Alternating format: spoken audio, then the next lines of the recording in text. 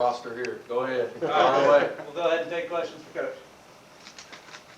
Brian, first of all, Frank Solkowski with WJCL in Savannah, and pretty easy. How excited are you to get on the field tomorrow? Man, you know, when you come here, that's why you come to a place like Georgia Southern, is come here and work with these great players. And it's been a long couple months getting to know everybody and kind of finding your way through, getting your family settled in, and finally here it is. So we're really looking forward to it. Coach Josh Aubrey, Statesboro Herald, why did you feel like this was the right move for you at this time? Well, for a number of reasons, but first off, I believe in Georgia Southern. Second off, I believe in Coach Helton. And when you put those two combinations together, I think we got a chance to do something really, really special. And you know, it was a no-brainer for me. And like I said, look forward to getting ready to go tomorrow. There, Andrew Goldstein with WSAV, taking part in that every county recruiting tour of Georgia. What did you learn about the state and high school football in it?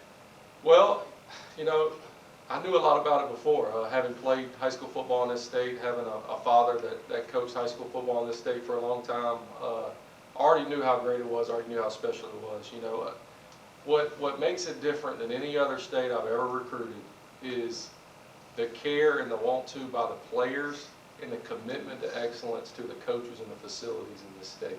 And that allows, when those kids get to this level, they're ahead of the curve. And getting to go around and see a lot of the high school coaches that I've known for a long time, a lot of them that's coached with my dad and known our family for a long time. It was good to see a lot of people, and you know, there's no shortage of players coming. There's a ton of really, really good young talent in this state, and we look forward to getting and plucking the ones that we want. I tell you what, Coach Helton said he's really excited about that running back room. You know, you got guys still coming to campus in summer for next season.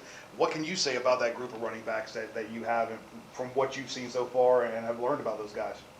Well, what I've been most excited about is their maturity. They got a lot of work to do. We got a lot of work to do as an offense, but those kids, the way they work, Jalen and Gerald both, JD, you know, JD coming back from injury, I would put our running back room up against anybody's in the country. And I've coached at the highest level in college football, and I'd put our running back room up against that one. And you know, again, they got to stay humble. They got to continue to work. We are not where we need to be, both in that room or anywhere as a team. But I'm seeing the way they work, seeing how hard, you know, how much they enjoy the game, has really excited me, and we really look forward to putting those guys in position to be successful. Coach, what do you feel like the biggest challenges for you in the spring? What are you hoping to accomplish? Well, everybody getting to know each other. Everybody getting to know what we want to do. You know, the best offenses I've been a part of are the ones where everybody's comfortable with one another in the scheme and what is expected every day. And you know, that's what I think that they've kind of learned throughout with the new rules of us being able to do some things with them right there before spring ball started with the new PRP rules. I think they kind of got to see what it was like to be on the grass with us for a little bit. And you know, getting them to understand and buy in and realize that what we do is really good, and if they will do that, we got a chance to be really, really successful. Wanted to return to the running back room. I already see Amari Jones listed as a wide receiver instead of a running back. Obviously, you've got a lot of different guys that could get playing time. Has there been any consideration to using multiple running backs? Like, how do you kind of maybe want to divvy up time between guys that are field ready, because you could have a lot of them? Well, that goes back to what we're trying to learn in spring ball. My job as offensive coordinator is put the best 11 guys on the field. And if that's 2 running backs, 3 running backs, then we'll do what we got to do. We are very excited about that room. We will use every good player we think we have, we will use some way, somehow. And if we have to use different formations, different ways of doing things, that's what we'll do. But at the end of the day, our job is to score points. And the way you do that is you put the best 11 guys on the field, and we'll figure out how to do that through these 15 practices.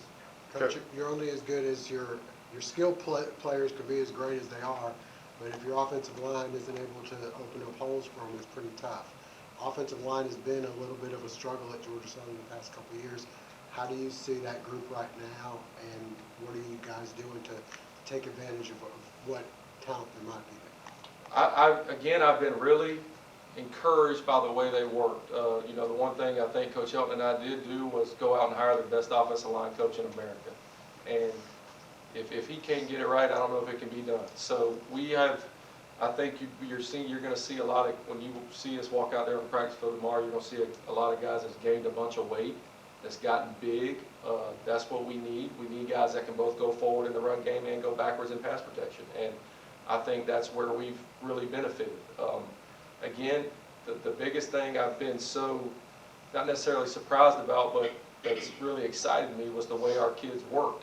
And our O-line is, which I told them the very first day we got here, is without them we're nothing. And they've worked, they've put in the time.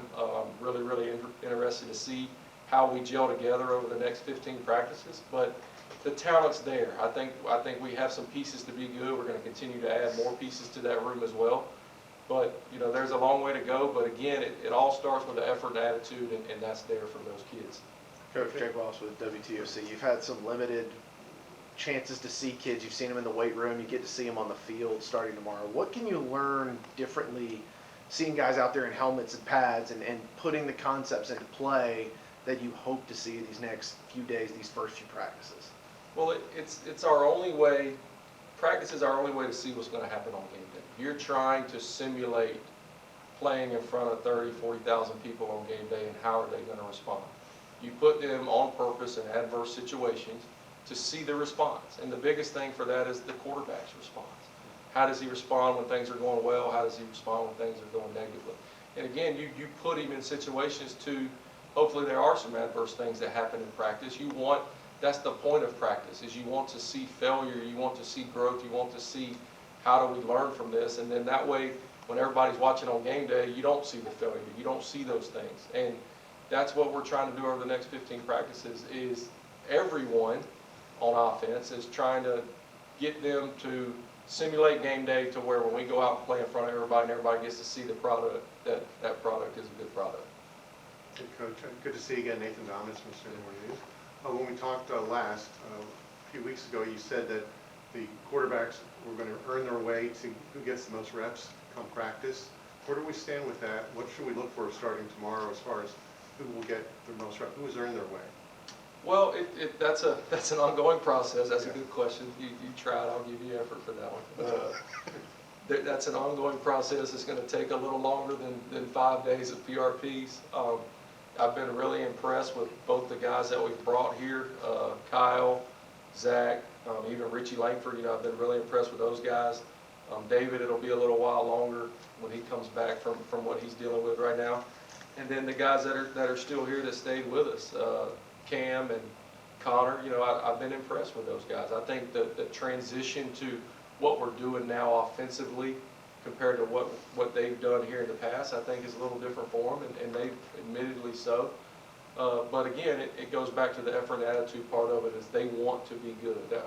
I haven't seen a kid in a long time work as hard as Cam Ransom does. So, and I haven't seen a kid through my 10 years of coaching college football that works as hard as he does, that some type of success didn't come his way. So, you know, we're excited once they get out there and practice. We're excited to see where it goes. There is a starting pecking order so far, which means nothing, but somebody's got to run out there first. So there is a pecking order that's kind of been decided so far, but that means nothing up to this point, and we'll see after these 15 practices. You mentioned David Doubts. I'm sorry, I don't know. What's the situation? I think he'll be out for a little while with an injury, but we'll get him back as soon as we can. Coach, the pace that you have to work at, you mentioned going from what they were used to what you're trying to get them to. How do you do that without, you know, opening up the fire hose to drink out of? You know, is it tough for you to have to start so basic, or do you feel like you can? Are you kind of getting a feel like the first couple days how much you can implement? Or Yeah, well, here's my philosophy. Here's my theory. I'm going to throw it all at them. I'm not trying to hold back. I'm not trying to, we're going to install 10%, 20%, 30%. That's not the way it works. I'm going to install everything we do and everything that we want to do, and then we'll see what sticks. We'll see, at the end of the day, what we're going to do offensively is what our quarterback does best. And so in order to learn that, we have to throw a lot at them. We have to put a lot on their plate, and that's the point of practice. And the great thing about the way Coach Helton, the way we do spring practices day on, day off, is the teaching part of it and being able to learn on those off days. And we're going to throw it all at them, see where it goes, and whatever we're good at, that's what we're going to do on Saturdays. with the quarterback situation the way it is, and you mentioned what we're going to do, what our quarterback does, that sounds like one guy. Are you wanting to mainly just have one guy that you're counting on and work around his skill set? Because there might be 3 guys that each one does something else a little bit better. Right. Well, yes, I hope to have one starter. I hope to have a guy that's head and shoulders above the other that we know. You know, I haven't been, you know, there's an old saying in coaching that a team that has more than one quarterback has none, right? Yes, I hope to have one. I hope to tailor the offense around what that guy does best. But I'm also not a fool. There hasn't been many years that I've played with one quarterback the entire season. This is a contact game. This is a physical sport. Things happen. So we will have to adapt to, if the number 2 guy has to go in, the number 3 guy has to go in, that's my job to do what he does well. So we will have packages. We'll have things that each guy does well. We'll be prepared week in and week out in that category. But the bulk of the offense is built around who the starting quarterback's going to be, and that's where we'll head.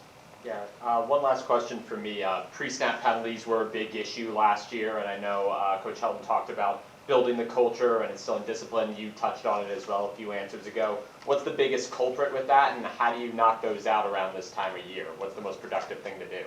Well, address it immediately.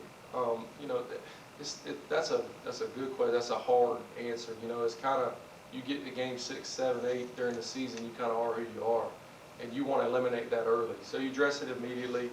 You make sure that things don't, that doesn't happen. But at the end of the day, if it continues to happen, we hope to have enough good players where we get that person out and we get a new one in. This isn't, I'm not a babysitter. This is Division I football, and the best players are going to play. And majority of the time, the best players are the ones that do things right a vast majority of the time.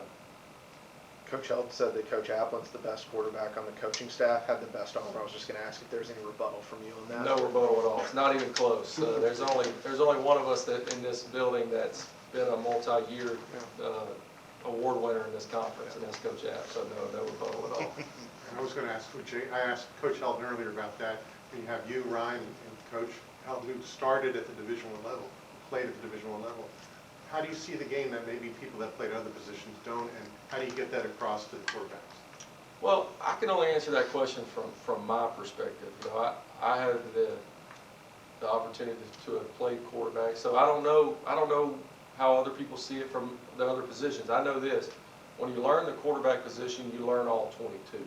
And I having coached other positions, that's the only position where that's the case. So I think that's probably a little bit of an advantage in that regard, but there's a lot of really good coaches in this country that played other positions that are really good head coaches, play callers, both offensively and defensively. And there's a lot of, which amazes me, there's a lot of really good offensive coaches that play defense, and there's a lot of really good defensive coaches that played offense. So I don't think there's one, you know, way to do it, but I do think playing quarterback allowed you to learn and see the advantage point of all 22 guys at one point. That does give you an advantage from my perspective. I think you crossed paths with Coach West at UAB for a year. We did. When you see each other now, what do you remember about 2011? We're both a lot more mature as human beings than we were.